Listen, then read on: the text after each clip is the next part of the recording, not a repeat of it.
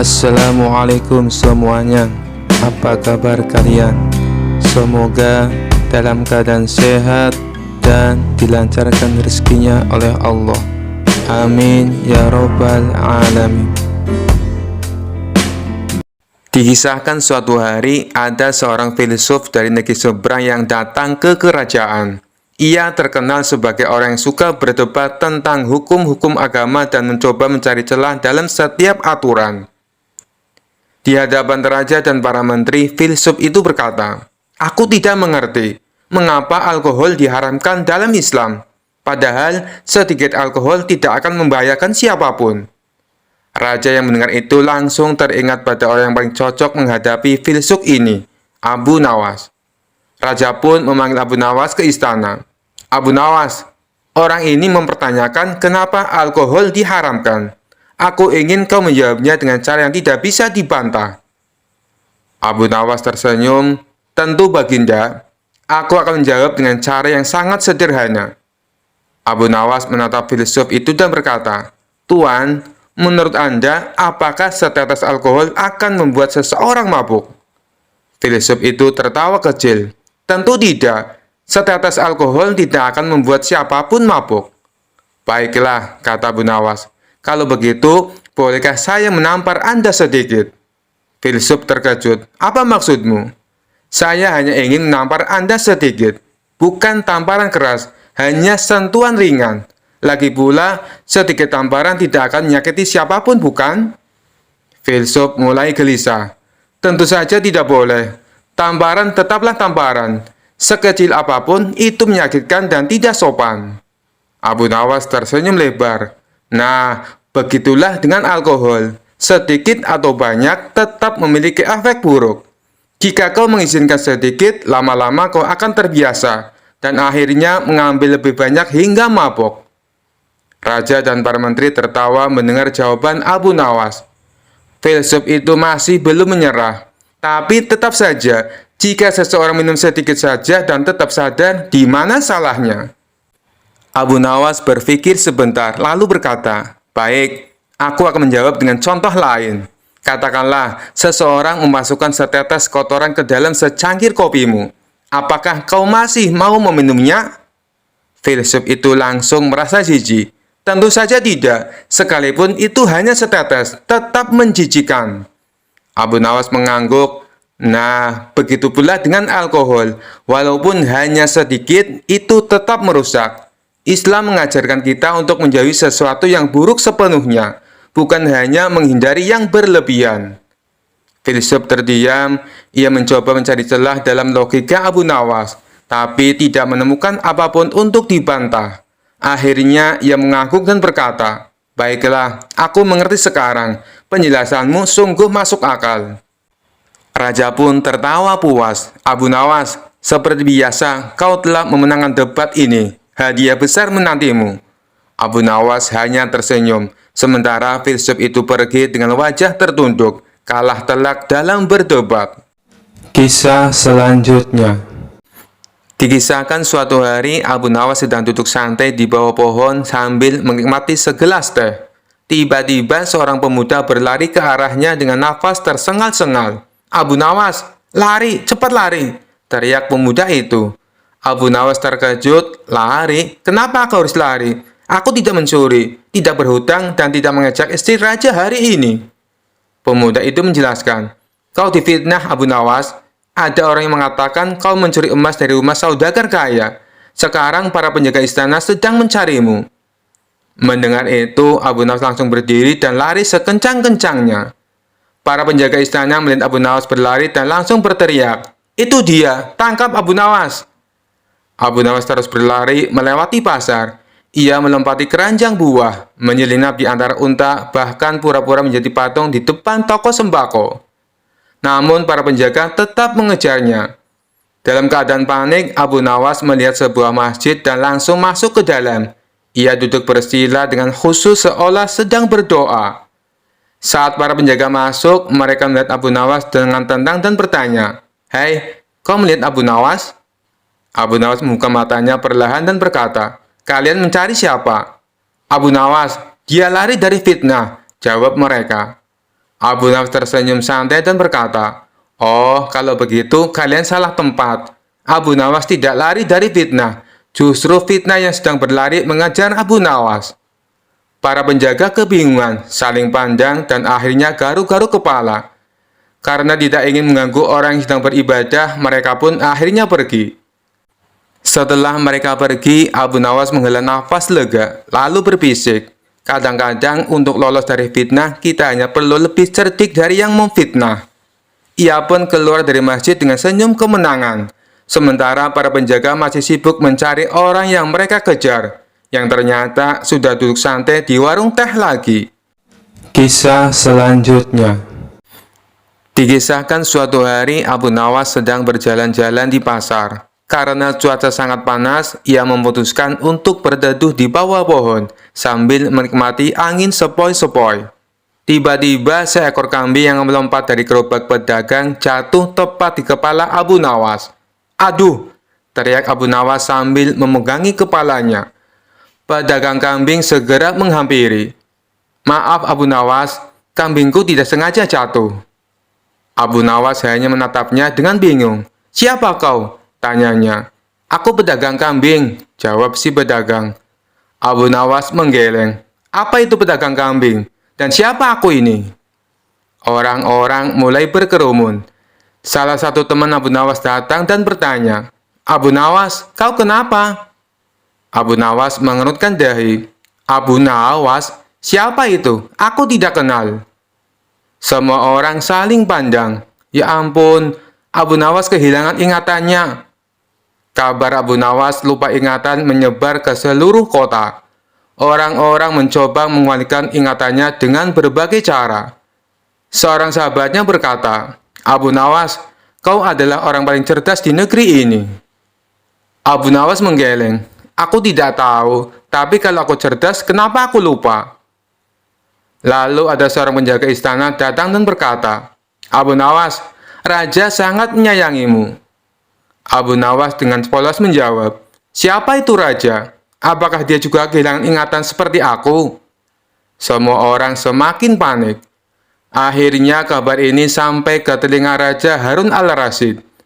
Sang Raja pun memanggil Abu Nawas ke istana. Di istana, Raja Harun al-Rasyid tersenyum dan berbisik kepada menterinya, "Aku tahu cara mengembalikan ingatannya." Raja lalu berkata keras, "Tangkap Abu Nawas, masukkan dia ke dalam penjara." Abu Nawas yang tadinya tampak kebingungan tiba-tiba meloncat. "Apa? Jangan, aku tidak mau dipenjara." Raja tersenyum. "Hah? Kau sudah ingat siapa dirimu?" Abu Nawas terdiam sejenak lalu tersenyum canggung. "Sepertinya ingatanku sudah kembali, Baginda." Semua orang tertawa terbahak-bahak. Raja pun berkata, "Abu Nawas, kau memang bisa lupa banyak hal, tapi kalau soal penjara pasti langsung ingat." Abu Nawas hanya bisa menggaruk kepala sambil tertawa. "Sepertinya kepalaku butuh helm, supaya tidak tertimpa kambing lagi." Kisah selanjutnya. Dikisahkan suatu hari Abu Nawas merasa tubuhnya tidak enak. Angin dingin yang bertiup kencang di musim penghujan membuatnya menggigil. Perutnya mulai terasa kembung seperti balon dan kepalanya pusing. "Aduh, ini pasti masuk angin," keluh Abu Nawas sambil memegang perutnya. Di saat bersamaan, seorang utusan raja datang memanggilnya ke istana. "Abu Nawas, Baginda Raja ingin bertemu denganmu segera," kata utusan tersebut. Dengan tubuh yang lemas dan perut yang terasa penuh, Abu Nawas tetap memenuhi panggilan sang raja. Sesampainya di istana, Raja Harun al-Rasyid melihat Abu Nawas berjalan lunglai dengan wajah yang lesu. "Abu Nawas, ada apa denganmu? Biasanya kau selalu penuh semangat," tanya Raja dengan nada khawatir. Abu Nawas menjawab sambil memegangi perutnya. "Ampun Baginda, hamba sedang masuk angin. Perut hamba penuh seperti gentong, tapi hamba tetap datang demi Baginda." Raja tertawa kecil. "Masuk angin? Bukankah itu hal kecil? Kau yang biasanya punya ide-ide brilian, masa kalah dengan angin?" Abu Nawas menghela nafas. "Ampun Baginda, kalau hanya angin biasa, mungkin hamba bisa mengatasinya. Tapi angin ini berbeda. Ia sangat nakal, masuk ke perut hamba tanpa izin." Raja terbahak-bahak mendengar jawaban Abu Nawas. "Baiklah kalau begitu, Aku ingin kau menyelesaikan masalah angin ini di hadapanku. Aku penasaran bagaimana caramu mengusir angin dari perutmu. Abu Nawas berpikir sejenak. Dengan wajah serius ia berkata, "Baik Baginda, hamba akan melakukan ritual khusus." Ia lalu duduk bersila di lantai, menutup matanya dan mulai menggosok-gosok perutnya sambil komat kami seperti membaca mantra. Semua orang di ruangan itu mulai memperhatikan dengan serius. Tiba-tiba suara pret terdengar keras dari arah Abu Nawas. Ia membuka matanya dan berkata dengan penuh kemenangan, "Baginda, angin yang nakal sudah keluar, hamba berhasil." Ruangan istana seketika hening, lalu pecah dengan gelak tawa. Raja Harun al-Rasyid tertawa terbahak-bahak hingga air matanya keluar. "Abu Nawas, kau memang tidak pernah gagal membuatku terhibur. Bahkan masuk angin pun bisa menjadi bahan leluconmu."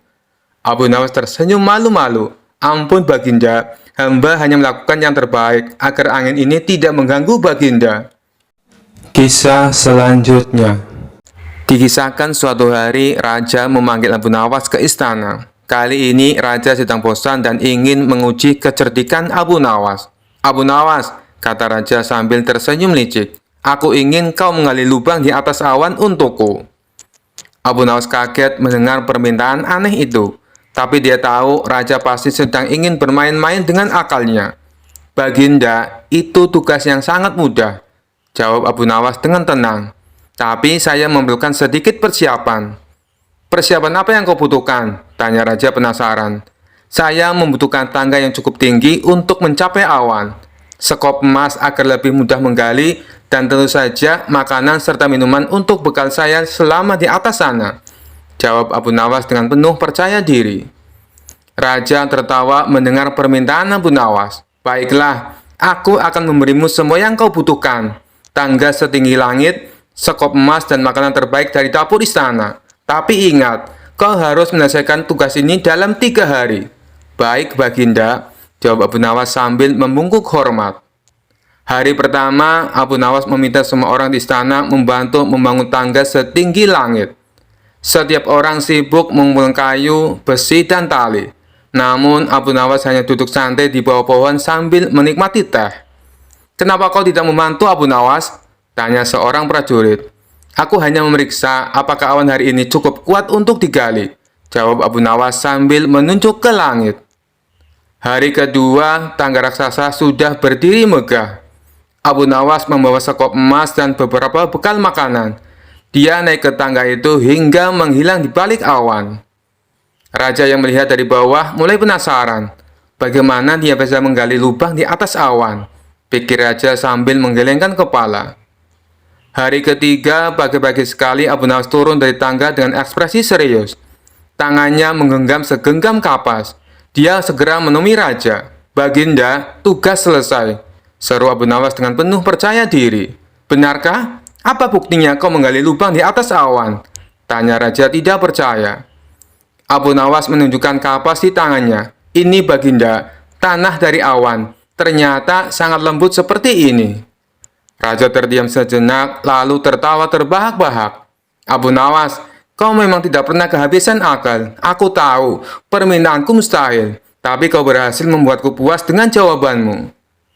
Abu Nawas tersenyum dan berkata, "Baginda, tidak ada yang mustahil jika kita bisa mengubahnya menjadi cerita yang masuk akal." Semua orang yang hadir ikut tertawa, dan Raja memberikan hadiah besar kepada Abu Nawas atas kecerdikannya. Kisah selanjutnya. Suatu hari, Raja Harun al-Rasyid sedang bosan dan ingin menguji kecerdikan Abu Nawas lagi. Ia pun memanggilnya ke istana. "Abu Nawas, aku ingin kau membuat sebuah lukisan yang luar biasa," kata sang raja. Abu Nawas mengangguk. "Baik, Baginda. Lukisan seperti apa yang Baginda inginkan?" Raja tersenyum jahil. "Aku ingin kau melukis angin." Para menteri dan pengawal yang mendengar langsung tertawa. "Mana mungkin melukis angin? Angin itu tidak bisa dilihat," bisik mereka. Namun Abu Nawas tidak panik. Ia mengangguk dengan tenang dan berkata, "Baiklah Baginda, aku akan melukis angin. Beri aku waktu 3 hari." Setelah 3 hari, Abu Nawas datang ke istana dengan membawa kanvas besar yang tertutup kain. "Baginda, lukisan angin sudah siap. kata Abu Nawas dengan penuh percaya diri. Raja dan para menterinya penasaran. Baiklah, perlihatkan, perintah sang raja.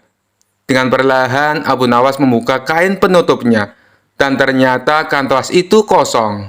Raja terkejut. Abu Nawas, kau menipuku? Mana lukisan anginnya? Abu Nawas tersenyum. Ampun Baginda, ini adalah lukisan angin yang sesungguhnya. Karena angin tidak bisa dilihat, maka lukisan angin juga tidak bisa terlihat. Tapi percayalah, anginnya ada di sana. Para menteri terdiam sejenak, lalu tertawa terbahak-bahak. Raja pun ikut tertawa sambil menggelengkan kepala. Kau memang selalu pun cara untuk menjawab tantanganku, Abu Nawas. Baiklah, aku tidak akan marah. Sebagai hadiah, aku akan memberimu sekantong emas angin. Abu Nawas tersenyum dan menjawab, terima kasih Baginda. Kalau begitu, aku akan membawa kantong emas itu dengan tangan angin juga. Semua orang di sana tertawa, sementara raja hanya bisa menggeleng-geleng kepala karena lagi-lagi kalah oleh kecerdikan Abu Nawas. Kisah selanjutnya. Dikisahkan suatu hari Abu Nawas berjalan-jalan di pinggiran kota untuk mencari udara segar. Namun entah bagaimana, ia tiba-tiba merasa berada di tempat yang asing. Ia melihat pasar yang sangat ramai, tapi anehnya semua orang di sana berpakaian seperti zaman dahulu, bahkan lebih kuno dari biasanya.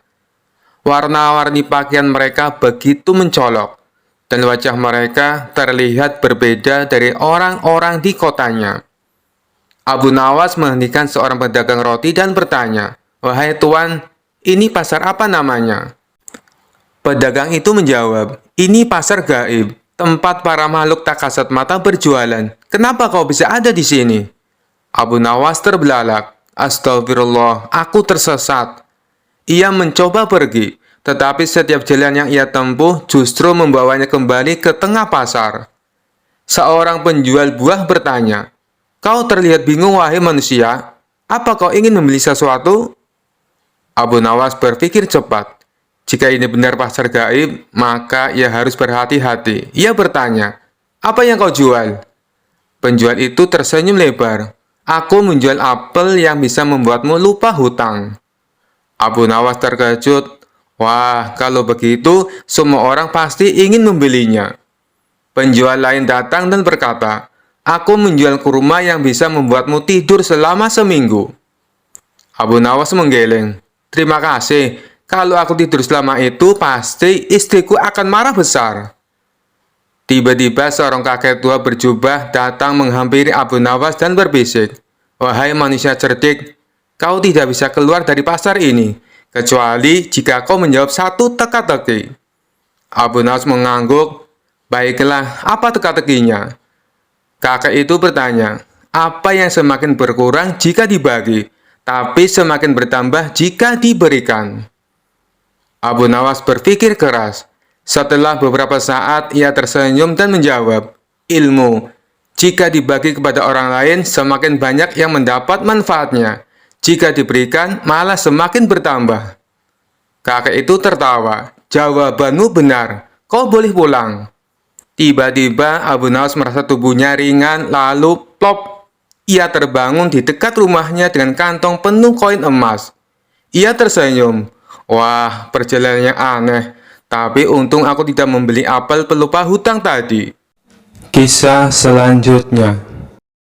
Dikisahkan suatu hari yang cerah, Abu Nawas sedang berjalan santai di pasar.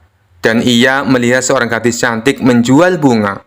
Wajahnya yang menawan membuat hati Abu Nawas berdebar kencang.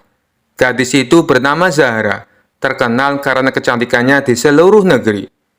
Dengan percaya diri, Abu Nawas mendekati Zahra. "Wahai Zahra, bunga yang kau jual tak seindah senyummu. Apakah aku boleh membeli hatimu bersama sekuntum bunga ini?" katanya dengan gaya puitis.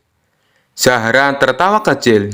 "Abu Nawas, kau memang pandai bicara. Namun, jika kau benar-benar mencintaiku, aku akan menerimamu dengan satu syarat." Abu Nawas menatapnya penuh semangat. "Sebutkan syaratnya, dan aku akan melakukannya, walau itu berarti mendaki gunung atau menyeberangi lautan." Zahra tersenyum licik. Kalau begitu, kau harus menguras laut hingga kering. Jika berhasil, aku akan menjadi istrimu."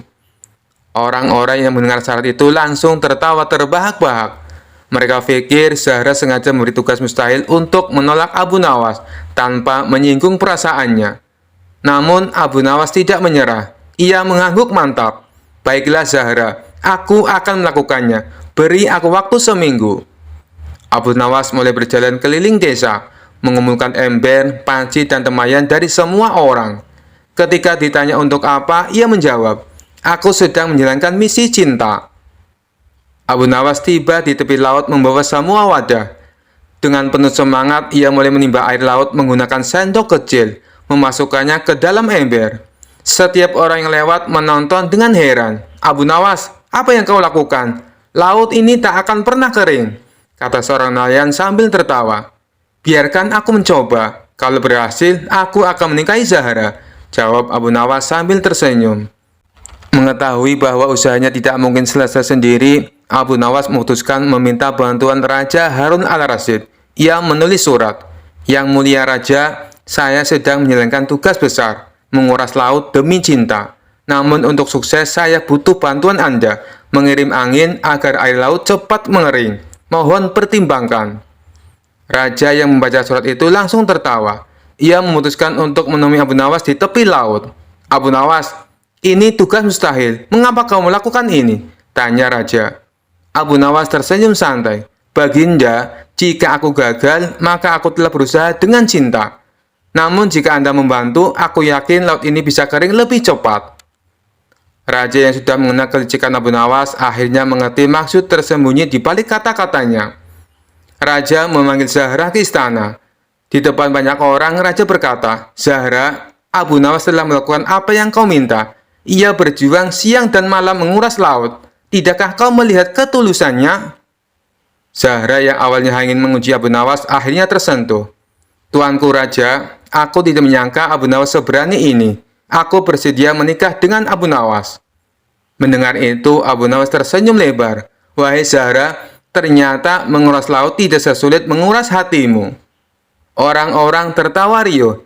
Cinta dan kecerdikan Abu Nawas akhirnya membawa kebahagiaan, dan pernikahan mereka pun dirayakan dengan meriah. Kisah selanjutnya. Dikisahkan pada suatu hari ada seorang pria yang sombong dan suka menghujat Allah di pasar kota Baghdad. Ia sering berteriak lantang, "Jika Allah itu ada, buktikan pada aku. Aku bahkan tidak takut padanya. Aku bisa melakukan apapun termasuk minum racun tanpa terluka." Orang-orang yang mendengar ucapan itu geram, tetapi tak ada yang berani melawan pria itu, karena badannya besar dan bicaranya kasar. Raja Harun al-Rasyid yang mendengar kabar itu meminta Abu Nawas untuk menghadapinya. "Aku ingin kau berdebat dengannya, Abu Nawas. Jika kau bisa membungkamnya, aku akan memberimu hadiah besar," perintah sang raja. Abu Nawas mendatangi pria sombong itu di alun-alun. Dengan santai ia berdiri di tengah kerumunan dan berkata, "Wahai Tuan Besar, aku dengar kau merasa berani menantang Allah. Benarkah itu?" "Benar sekali. Apa kau juga ingin menantangku?" "Aku tidak takut pada siapapun, termasuk Tuhanmu," jawab pria itu dengan congkak.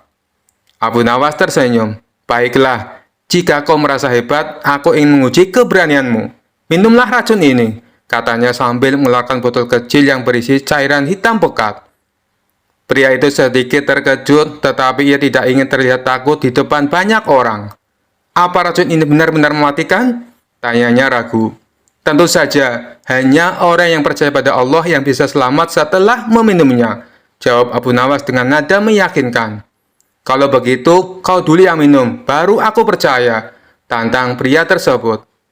Abu Nawas mengangguk dan dengan tenang meminum seteguk cairan hitam itu. Ia pura-pura menikmati, bahkan berdecak. Rasanya enak seperti madu." Orang-orang tercengang. "Wah, Abu Nawas selamat."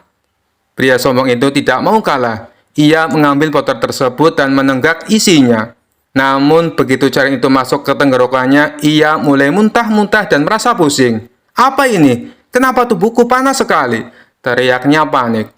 Abu Nawas tertawa kecil. "Tuan, itu bukan racun. Itu hanya campuran cuka dan rempah-rempah. Tapi rasa mualmu itu berasal dari ketakutanmu sendiri. Kau tahu mengapa aku tidak apa-apa? Karena aku percaya pada Allah yang menciptakan segala sesuatu dengan sempurna. Pria itu terdiam, wajahnya memerah karena malu. Aku salah, aku tidak seharusnya menghujat Allah. Ampunilah aku, katanya sambil berlutut di hadapan Abu Nawas. Abu Nawas tersenyum penuh kemenangan. Semoga kejadian ini menjadi pelajaran bagimu, bahwa kekuatan manusia tidak ada apa-apanya dibandingkan dengan kekuasaan Allah. Raja Harun al-Rasyid yang menyaksikan dari kejauhan sangat puas dengan kecerdikan Abu Nawas. Ia pun memberikan hadiah besar sementara pria sombong itu pergi dari alun-alun dengan kepala tertunduk menjadi bahan tertawaan banyak orang. Kisah selanjutnya. Dikisahkan pada suatu hari di Baghdad tersiar kabar bahwa seorang pendeta terkenal datang ke kota. Pendeta itu dikenal sangat pandai berdebat dan sering mempermainkan lawan bicaranya. Kali ini ia berniat mempermalukan kaum muslim dengan berpura-pura masuk Islam dan mengajukan pertanyaan-pertanyaan sulit. Setelah mendengar kabar ini, Baginda Raja Harun al-Rasyid segera memanggil Abu Nawas. Abu Nawas, aku ingin kau menghadapi pendeta licik itu. Buktikan kepadanya bahwa Islam tidak bisa dipermainkan. Perintah Baginda Raja dengan suara lantang. Abu Nawas tersenyum santai. Tenang Baginda, serahkan saja padaku. Aku akan membuatnya pusing 7 keliling. Keesokan harinya di istana yang megah, pendeta itu datang dengan wajah penuh percaya diri. Ia berdiri di hadapan Baginda Raja dan berkata, "Wahai Baginda Raja, aku ingin masuk Islam. Tapi ada beberapa pertanyaan yang ingin kutanyakan sebelum aku benar-benar yakin." Baginda Raja tersenyum dan berkata, "Tentu saja, kau boleh bertanya kepada orang paling cerdik di negeri ini, yaitu Abu Nawas." Abu Nawas melangkah maju dengan senyum jenaka di wajahnya. "Silakan Tuan Pendeta, apa yang ingin kau tanyakan?" Pendeta itu tersenyum licik dan berkata, "Jika benar Allah itu Maha Kuasa, bisakah Dia menciptakan batu yang begitu besar hingga Dia sendiri tidak bisa mengangkatnya?" Baginda Raja dan para ulama yang mendengar itu terdiam. Pertanyaan yang licik dan menjebak. Tapi Abu Nawas dengan tenang menjawab, "Oh, tentu bisa." Pendeta terbelalak, "Apa? Benarkah?" Abu Nawas mengangguk santai, "Ya, bisa. Tapi setelah menciptakan batu sebesar itu, Allah juga bisa membuat kekuatan yang lebih besar lagi untuk mengangkat batu tersebut. Beres kan?" Pendeta terdiam sejenak. Wajahnya mulai tegang. Ia tak menyangka jawaban Abu Nawas begitu sederhana namun cerdas. "Baiklah kalau begitu. Pertanyaanku yang kedua. Di manakah arah wajah Allah menghadap saat Dia tidur?" Tanyanya dengan licik. Abu Nawas nyengir lebar. "Nah, ini pertanyaan bagus. Tapi sebelumnya, bisakah kau menjelaskan kepadaku, kapan Allah tidur? Sejak kapan Dia mengantuk?" Pendeta terbata-bata. "Saya nggak tahu sih." Abu Nawas melanjutkan, "Allah itu tidak tidur Tuan Pendeta, tidak mengantuk dan tidak pernah lelah. Jadi pertanyaanmu tadi tidak berlaku." Pendeta mulai berkeringat dingin. "Oh, baiklah, kalau begitu pertanyaanku yang ketiga." Pendeta itu mencoba bertanya lebih licik lagi. "Kalau begitu, tolong tunjukkan kepadaku bentuknya malaikat maut." Abu Nawas tersenyum jahil. "Oh, gampang sekali. Tapi ada syaratnya." Pendeta penasaran. "Apa syaratnya?" Abu Nawas menjawab dengan santai. "Kau harus mati dulu. Setelah itu, aku akan menunjukkan malaikat maut kepadamu." Semua orang di istana tertawa terbahak-bahak. Pendeta itu mulai gemetar. Ia tak menyangka Abu Nawas bisa selucu dan sepintar ini. Pendeta mulai panik, tapi ia belum mau menyerah. "Oke, pertanyaan terakhir. Kalau kau bisa menjawab ini, aku benar-benar akan masuk Islam." Abu Nawas mengangguk. "Baik, silahkan." Pendeta menghela nafas dalam-dalam. "Jika memang surga dan neraka itu ada, coba tunjukkan padaku sekarang. Bawa aku ke sana." Abu Nawas berpikir sejenak, lalu tersenyum. "Oh, gampang. Ikut aku." Abu Nawas membawa pendeta itu ke dapur istana. Di sana, para juru masak sedang memasak makanan yang sangat enak, aroma daging panggang dan rempah-rempah memenuhi udara.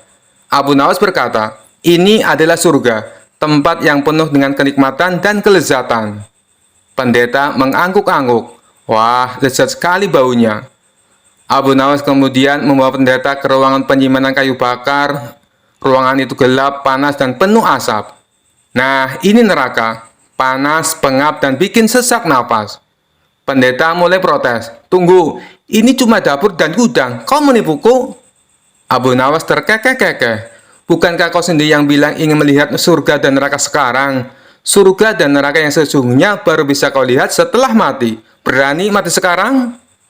Pendeta mundur sambil menggeleng keras. Tidak, aku belum siap mati. Abu Nawas mengangkat bahu. Ya sudah, kau belum siap mati. Jangan tanya yang aneh-aneh. Merasa kalah telak, pendeta itu akhirnya mengakui kekalahannya. Ia pun berlutut di hadapan Baginda Raja. Ampun Baginda, aku memang pura-pura masuk Islam hanya untuk mempermainkanmu. Tapi ternyata Abu Nawas lebih licik dariku. Aku menyerah. Baginda Raja tertawa terbahak-bahak sambil berkata, dasar Abu Nawas, kau memang jenius. Kau sudah mengalahkan pendeta licik ini tanpa harus marah. Abu Nawas menggaruk kepalanya sambil nyengir. Namanya juga usaha Baginda. Pendeta itu pun akhirnya diusir dari istana dengan wajah merah padam karena malu. Dan sejak itu tak ada lagi yang berani mempermainkan Abu Nawas dengan pertanyaan-pertanyaan yang licik. Karena mereka tahu akal licik mereka tak ada apa-apanya dibandingkan dengan kecerdikan Abu Nawas. Kisah selanjutnya. Dikisahkan suatu pagi yang cerah, Abu Nawas sedang berjalan-jalan di pasar. Ia merasa lapar, tetapi dompetnya sedang kosong. Saat ia melewati sebuah gerobak gorengan, aroma lezat dari gorengan panas membuat perutnya berbunyi keras. Penjual gorengan yang melihat Abu Nawas berhenti di dekat gerobaknya langsung tersenyum dan berkata, silakan Abu Nawas, gorengan ini baru saja matang, panas dan renyah. Abu Nawas tersenyum balik dan menjawab, aku hanya ingin menikmati aromanya saja. Jangan khawatir, aku tidak akan mengambil apapun tanpa izinmu. Maka Abu Nawas berdiri di sana sambil menghirup aroma gorengan. Setiap kali ia mencium aroma itu, ia pura-pura mengunyah seolah-olah sedang makan. Orang-orang di sekitar yang melihat itu tertawa kecil, tetapi mereka tahu bahwa Abu Nawas memang suka bertingkah aneh. Setelah beberapa saat, Abu Nawas bersiap pergi. Tetapi tiba-tiba penjual gorengan itu menghentikannya. Abu Nawas, kau harus membayar, kata penjual gorengan. Bayar? Aku kan tidak memakan apapun, jawab Abu Nawas heran. Benar, kau memang tidak memakan gorengan, tapi kau sudah menikmati aromanya. Itu juga ada harganya, balas penjual gorengan dengan tegas. Orang-orang yang mendengar perdebatan itu mulai berkumpul. Mereka penasaran bagaimana Abu Nawas akan menghadapi situasi ini. Abu Nawas berpikir sejenak, lalu tersenyum dan berkata, baiklah, jika kau merasa aku harus membayar aroma gorenganmu, aku akan membayarnya dengan adil. Abu Nawas mengeluarkan beberapa koin dari sakunya, lalu menggoyang-goyangkannya di depan wajah penjual gorengan. Koin-koin itu berbunyi. Apa maksudmu Abu Nawas? Tanya si penjual dengan bingung. Aku membayar aroma gorenganmu dengan bunyi koinku. Kau memberiku aroma, aku memberimu bunyi. Adil bukan? Jawab Abu Nawas dengan santai. Semua orang yang mendengar jawaban Abu Nawas tertawa terbahak-bahak. Penjual gorengan itu tidak bisa berkata apa-apa lagi. Ia hanya bisa menggeleng-geleng kepala sambil tersenyum kecut. Akhirnya penjual itu pun mengalah dan membiarkan Abu Nawas pergi tanpa membayar. Kisah selanjutnya. Dikisahkan suatu hari seorang profesor ahli fisika dari negeri seberang datang ke kerajaan.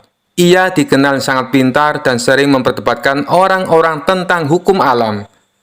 Raja yang suka hiburan memanggil Abu Nawas ke istana. Abu Nawas, kau harus berdebat dengan profesor fisika ini. Jika kau menang, aku akan memberimu hadiah besar. Jika kau kalah, kau pasti tahu akibatnya. Abu Nawas mengangguk dengan senyum santai. Baik, Baginda, saya siap. Profesor itu tersenyum sinis. Aku akan bertanya sesuatu tentang ilmu fisika. Jika kau bisa menjawab, aku akan mengaku kalah. Silakan, Tuan Profesor, kata Abu Nawas. Profesor itu mengambil batu dan melemparnya ke atas. Batu itu jatuh kembali ke tanah. Lihat, ini adalah hukum gravitasi. Semua benda yang dilempar ke atas pasti akan jatuh ke bawah. Sekarang coba kau bantah teoriku. Abu Nawas berpikir sejenak, lalu ia berdiri, mengambil sorbannya dan melemparnya ke atas. Karena sorbannya ringan dan angin sedang bertiup, sorban itu justru terbang dan melayang-layang di udara sebelum jatuh jauh dari tempatnya berdiri. Lihat, kata Abu Nawas, benda yang dilemparkan ke atas tidak selalu jatuh ke bawah. Buktinya, sorban saya malah terbang. Profesor terdiam. Ia mencoba menjelaskan, itu karena angin yang meniupnya. Abu Nawas tersenyum. Oh, jadi sekarang ada faktor lain selain gravitasi. Berarti teori Anda tidak selalu benar. Semua orang di sana tertawa. Raja pun mulai menikmati perdebatan ini. Profesor mulai kesal. Ia mengambil gelas air dan menuangkannya ke tanah. Lihat ini Abu Nawas. Air selalu mengalir ke bawah. Itu hukum alam. Tidak ada air yang mengalir ke atas. Abu Nawas mengangguk. Ia lalu mengambil sendok dan mencelupkannya ke dalam gelas. Kemudian ia meniup permukaan air dengan mulutnya. Air pun muncrat ke atas. Nah, lihat, saya baru saja membuat air mengalir ke atas, katanya dengan bangga. Raja tertawa terbahak-bahak. Profesor mulai berkeringat. Aku punya satu pertanyaan terakhir, kata profesor. Jika kau benar-benar pintar, coba jelaskan, mengapa bulan bisa tetap menggantung di langit tanpa jatuh? Abu Nawas menggaruk kepala lalu tersenyum. Mudah sekali. Itu karena bulan tidak punya ibu mertua yang menyuruhnya turun untuk membeli beras. Semua orang tertawa terbahak-bahak, termasuk sang raja. Profesor pun menyerah. Baiklah, aku kalah. Ilmuku tidak bisa mengalahkan kecerdikanmu, katanya pasrah. Raja yang sangat puas dengan hiburan ini memberikan hadiah besar kepada Abu Nawas. Dan seperti biasa, Abu Nawas berhasil menang, bukan dengan ilmu fisika, tapi dengan logika yang kocak dan tak terbantahkan. Kisah selanjutnya. Dikisahkan suatu hari, Abu Nawas sedang duduk santai di warung teh ketika seorang ulama terkenal datang menghampirinya. Abu Nawas, aku ingin mengajakmu berdebat tentang sebuah peribahasa, kata sang ulama. Abu Nawas tersenyum. Silakan wahai tuan ulama. Peribahasa apa yang ingin kita perdebatkan? Ulama itu berkata, ada orang yang berkata rezeki tidak akan tertukar, tapi ada juga yang bilang rezeki bisa dipatok ayam. Menurutmu, mana yang benar? Orang-orang yang mendengar pun berkumpul, penasaran dengan jawaban Abu Nawas. Abu Nawas mengelus jenggotnya, lalu berkata, Tuan ulama, bolehkah aku bertanya lebih dulu? Silahkan, jawab ulama itu. Abu Nawas tersenyum. Jika aku sudah makan roti, lalu ayam datang dan mematoknya, apakah itu berarti ayam mencuri rezekiku? Tentu saja tidak, jawab ulama. Itu berarti rezeki ayam.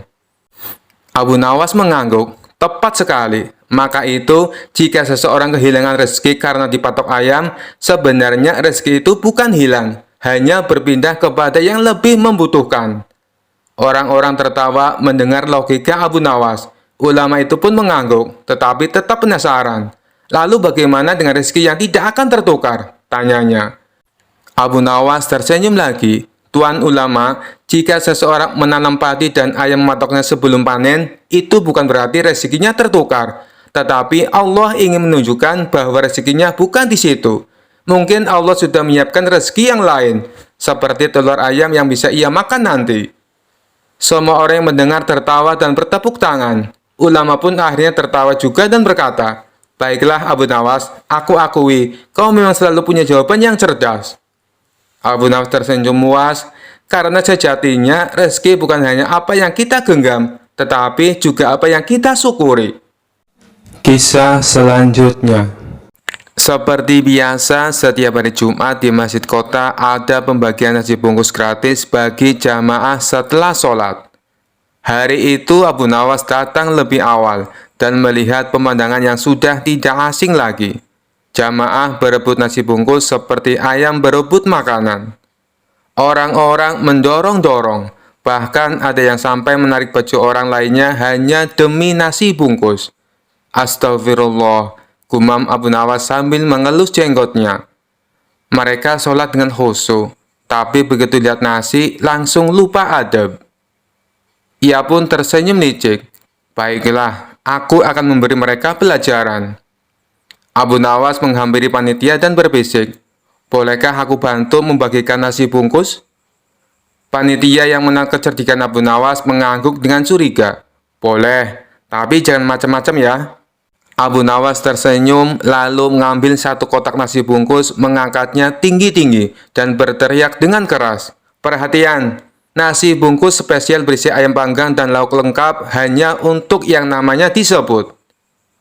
Orang-orang yang tadinya berebut langsung diam. Hah? Pakai nama segala? Bisik salah satu jamaah. Abu Nawas membuka secari kertas dan mulai membaca dengan nada serius. Orang pertama yang mendapat nasi spesial ini adalah orang yang baris paling rapi dan tidak berebut. Seketika semua orang yang tadi berdesakan langsung mundur dan berdiri rapi seperti pasukan kerajaan. Abu Nawas tersenyum puas.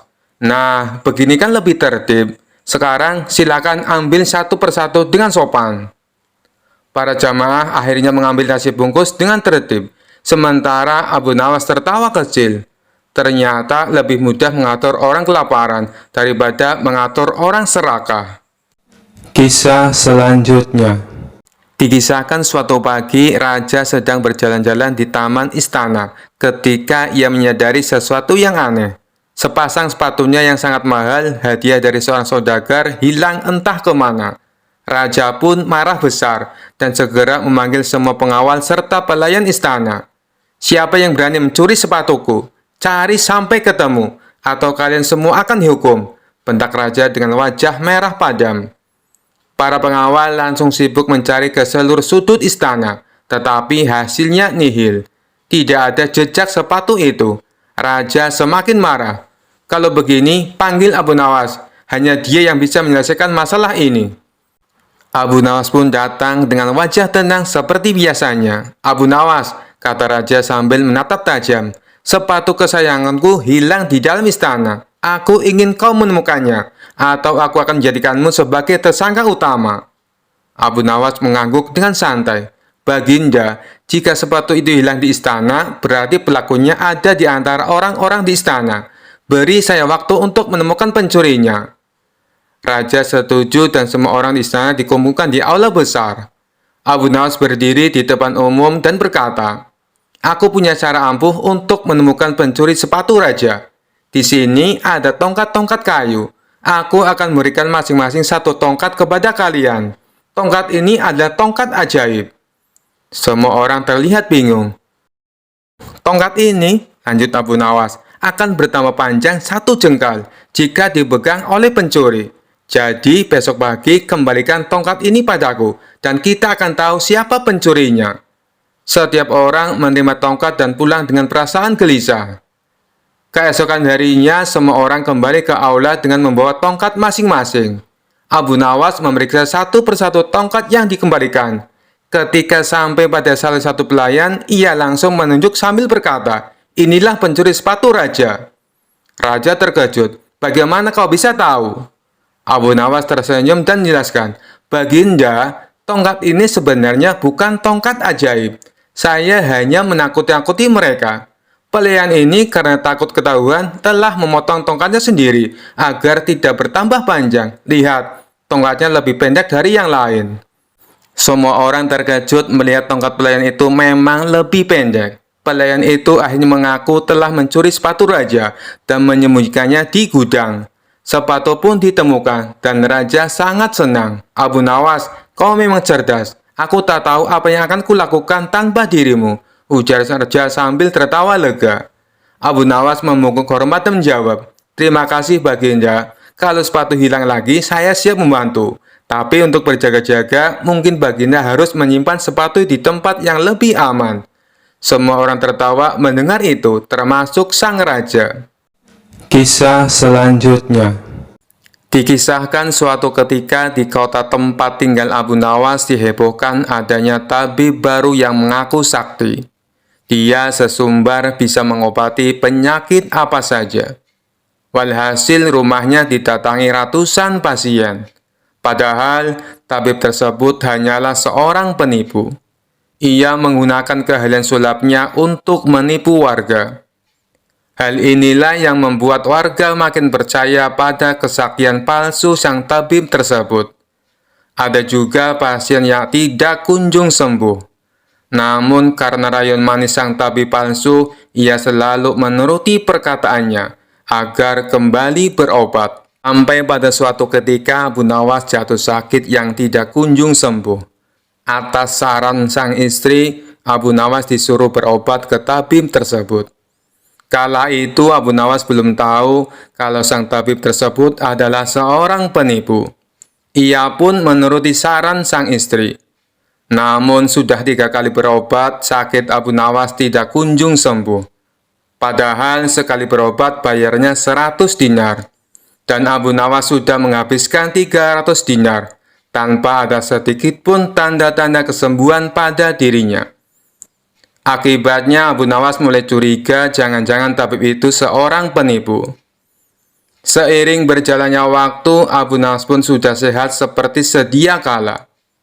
Lalu terbesit dalam benaknya untuk mengerjai tabib palsu tersebut. Aku harus mendapatkan 300 dinarku. Tapi bagaimana caranya ya? Tanya Abu Nawas dalam hati. Setelah lama berpikir, akhirnya Abu Nawas menemukan ide cemerlang. Keesok harinya, dia membuka praktek pengobatan di depan rumahnya. Lengkap dipasang papan yang bertuliskan, sembuh bayar 100 dinar, kalau tidak sembuh, uang kembali 1000 dinar. Para pasien yang rencananya berobat ke tabib palsu mendadak memilih datang ke rumah Abu Nawas. Rumah Abu Nawas pun penuh sesak oleh pasien. Entah karena kebetulan atau bagaimana, hampir semua pasien yang diobati berhasil disembuhkan. Sementara di rumah tabib palsu terlihat sepi, tidak ada seorang pasien pun yang datang.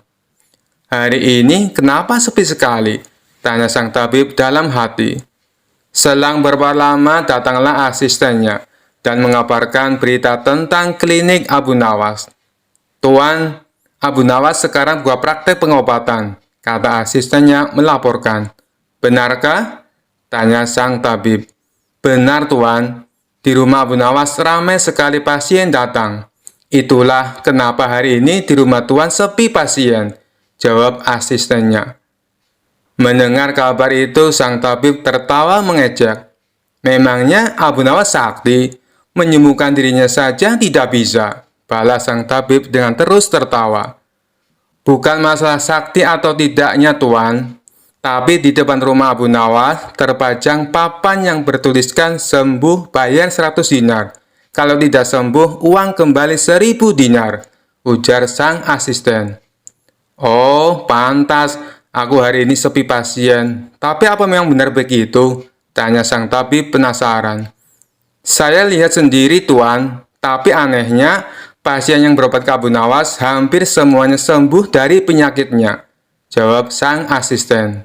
Mendengar penuturan asistennya, muncul sifat asli tabib palsu.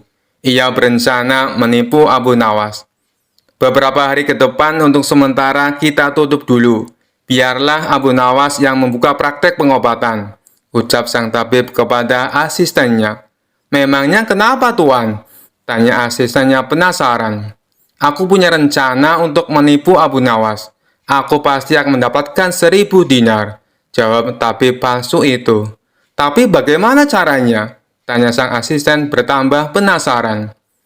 Begini, aku akan berobat ke tempat Abu Nawas. Aku akan berpura-pura sakit pada indera perasa lidahku. Kalau ditanya sembuh atau tidak, tentu saja aku akan mengatakan tidak. Karena yang tahu sembuh atau tidaknya kan hanya aku, paparnya. Dengan begitu, aku bisa dapat dengan mudah mendapatkan 1000 dinar, kata sang tabib menjelaskan. Singkat cerita, datanglah tabib palsu itu ke rumah Abu Nawas. Hai Abu Nawas, aku ingin berobat kepadamu, kata sang tabib. Bukankah kau seorang tabib? Kenapa malah berobat kemari? Tanya Abu Nawas. Iya benar, tapi di tempatku tidak ada obatnya, makanya aku datang ke sini, jawab sang tabib. Memangnya kamu sakit apa? Tanya Abu Nawas lagi. Begini Abu Nawas, entah kenapa lidahku mati rasa. Aku tidak bisa merasakan apa-apa, kata sang tabib berpura-pura mengeluh. Tapi Abu Nawas menangkap firasat kurang baik. Ia yakin kalau tabib palsu itu hendak menipunya. Aku tidak akan tertipu untuk yang kedua kalinya. Justru kedatanganmu sudah aku tunggu-tunggu, ucap Abu Nawas dalam hati. Lalu Abu Nawas menyuruh sang tabib untuk menunggunya di ruang pengobatan. Abu Nawas segera memeras buah jeruk yang sangat asam dan menuangnya ke dalam gelas. Lalu gelas tersebut diberikan kepada sang tabib. Ini obatnya sudah jadi, minumlah, ucap Abu Nawas. Ketika sang tabib meminumnya, mukanya mendadak berkerut menahan rasa kecut. Kamu menipuku ya? Ini bukan obat, tapi air jeruk yang sangat kecut, kata sang tabib emosi. Alhamdulillah, berarti lidahmu sudah tidak lagi mati rasa. Sekarang bayar ongkos berobatnya, pinta Abu Nawas. Waduh, aku keceplosan, gagal rencanaku, pikir sang tabib palsu. Ia pun terpaksa memberikan uang 100 dinar kepada Abu Nawas. Tapi sang tabib tidak putus asa. Ia terus berusaha agar bisa mendapatkan 1000 dinar. Hari berikutnya, ia kembali mendatangi Abu Nawas. Hei Abu Nawas, aku mau berobat lagi, kata sang tabib palsu. Oh, silahkan. Apa lidahmu masih mati rasa? Tanya Abu Nawas meledek. Bukan, kali ini penyakitnya berbeda, jawab sang tabib. Luar biasa, ternyata kamu punya banyak stok penyakit. Kali ini apa penyakitnya? Tanya Abu Nawas lagi. Aku hilang ingatan Abu Nawas, jawab tabib palsu itu. Apakah kamu kesandung kasus korupsi, makanya hilang ingatan? Tanya Abu Nawas. Enak saja, memangnya aku pejabat, jawab tabib dengan nada protes. Baiklah, kamu tunggu di sini sebentar, aku akan mengambilkan obatnya, ucap Abu Nawas. Tidak berapa lama, Abu Nawas kembali menemui sang tabib palsu. Ini obatnya, silakan diminum, kata Abu Nawas sambil memberikan gelasnya. Aku tidak mau minumnya Abu Nawas, ujar sang tabib. Loh, memangnya kenapa? Katanya pengen sembuh, ucap Abu Nawas. Ini kan perasaan air jeruk seperti kemarin. Aku tidak mau, kata sang tabib menolak. Alhamdulillah, tanpa meminumnya pun kamu sudah sembuh. Sini, bayar 100 dinar, pinta Abu Nawas lagi. Sudah sembuh? Sembuh apanya? Kamu jangan mengada-ada Abu Nawas, protes sang tabib. Buktinya, kamu masih ingat dengan obat yang kemarin aku berikan itu. Berarti sakit hilang ingatanmu sudah sembuh, jelas Abu Nawas. Untuk kedua kalinya, rencana sang tabib palsu mengalami kegagalan. Mau tidak mau, ia harus memberikan uang kepada Abu Nawas. Kurang ajar. Ternyata Abu Nawas tidak sebodoh yang aku kira, pikir sang tabib. Tidak terima dengan dua kegagalan yang dialami, tabib palsu itu berpikir keras untuk mengalahkan Abu Nawas. Setelah merenung agak lama, akhirnya ia mendapatkan sebuah ide. Aku pasti berhasil, ungkap tabib merasa yakin. Kali ini ia berpura-pura buta. Si tabib berjalan ke rumah Abu Nawas dengan bantuan tongkat di tangannya. Setelah tiba, Abu Nawas sempat kaget dengan penuh rasa iba. Abu Nawas bertanya kepada sang tabib, apa yang menimpamu dan mengapa kamu bisa seperti ini? Si tabib palsu menjawab, tolonglah aku Abu Nawas, mataku tiba-tiba buta, sembuhkanlah aku, terangnya. Tabib itu kemudian dipersilakan masuk dan duduk di ruang pengobatan. Setelah mengamatinya dengan seksama, Abu Nawas akhirnya menyadari bahwa itu adalah tipuan. Namun Abu Nawas tidak pernah kehilangan akal. Ia punya cara lain untuk menghadapinya. Sepertinya penyakit kebutaanmu sudah sangat parah. Maafkan aku, untuk kali ini tidak mampu mengobatinya, ucap Abu Nawas pura-pura sedih. Mendengar jawaban tersebut, sang tabib langsung kegirangan. Akhirnya bisa mengelabui Abu Nawas. Terus bagaimana ini Abu Nawas? Padahal aku berharap banyak kepadamu, kata sang tabib berpura-pura. Iya, mau bagaimana lagi? Aku tidak mungkin bisa menyembuhkanmu, jawab Abu Nawas. Kalau begitu, aku dapat uang 1000 dinar dong, tanya tabib palsu itu penuh harap. Tentu saja kawan, aku tidak mungkin berdusta, balas Abu Nawas. Kemudian Abu Nawas masuk ke rumah untuk mengambilkan uang. Ini uang 1000 dinar untukmu, ucap Abu Nawas sambil memberikan uangnya. Tabib palsu itu dengan penuh kegirangan menerima uang tersebut. Tapi setelah uangnya dihitung, ia langsung murka. Hai Abu Nawas, kenapa hanya 10 dinar? Tegas sang tabib palsu dengan emosi. Dari mana kamu tahu kalau jumlahnya hanya 10 dinar? Tanya balik Abu Nawas. Uangnya memang ada 10, tapi pecahan 1 dinar bukan 100 dinar. Memangnya aku buta, Pak? Balas tabib tambah emosi. Alhamdulillah, sekarang kamu sudah sembuh, kata Abu Nawas sambil mengambil kembali uangnya. Maksudmu apa, Abu Nawas? Kenapa uangnya diambil lagi? Tanya si tabib kebingungan. Loh, kamu kan sudah sembuh. Sini bayar 100 dinar, pinta Abu Nawas. Sembuh apanya? Kamu jangan mengada-ada, Abu Nawas, protes si tabib palsu. Bukankah kamu kesini katanya mengalami kebutaan, tapi kamu bisa membedakan mana pecahan 1 dinar dan mana pecahan 100 dinar. Berarti matamu sudah bisa melihat, jelas Abu Nawas. Tabib palsu itu tidak bisa berkata apa-apa.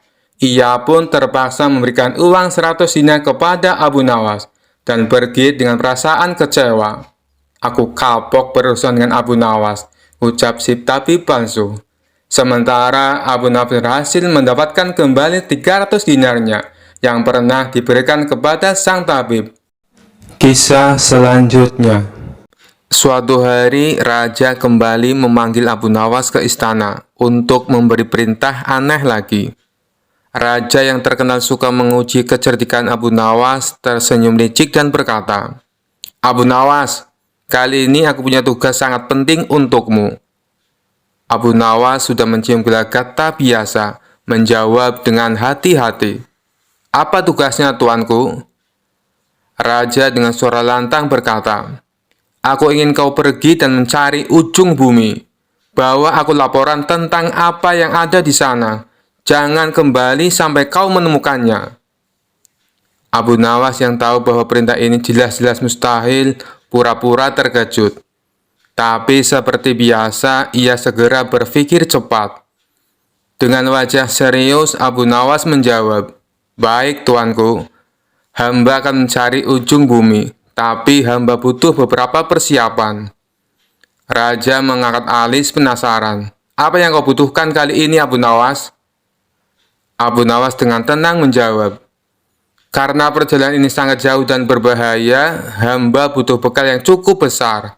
Sekitar 100 unta penuh dengan makanan, minuman, dan persediaan lainnya. Selain itu, hamba juga butuh pasukan kecil untuk melindungi hamba dari bahaya selama perjalanan. Raja berpikir sejenak lalu setuju. Baiklah, aku akan berikan semua yang kau minta. Tapi ingat, jangan kembali sebelum kau menemukan ujung bumi.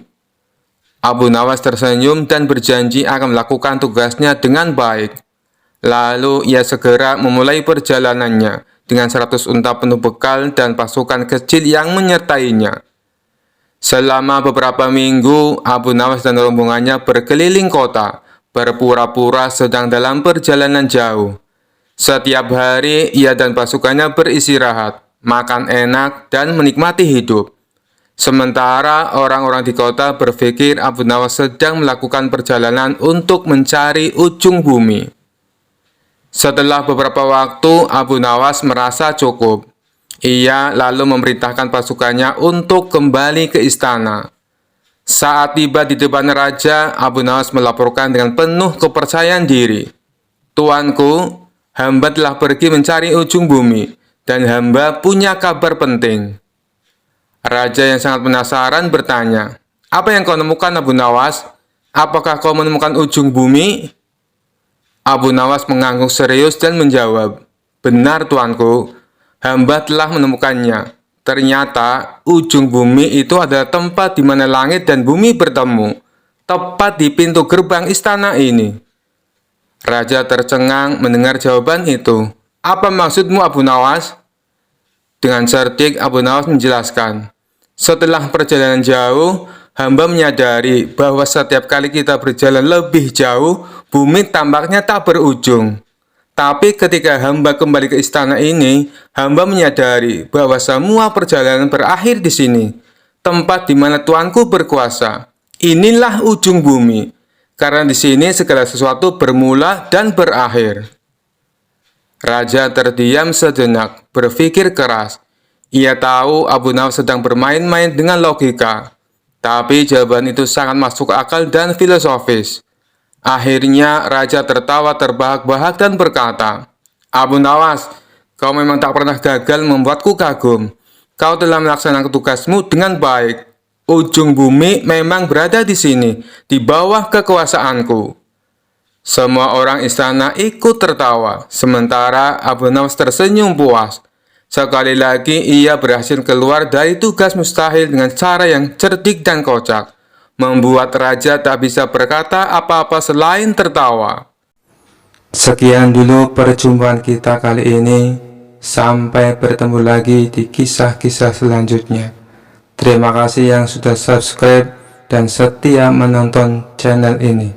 Wassalamualaikum warahmatullahi wabarakatuh.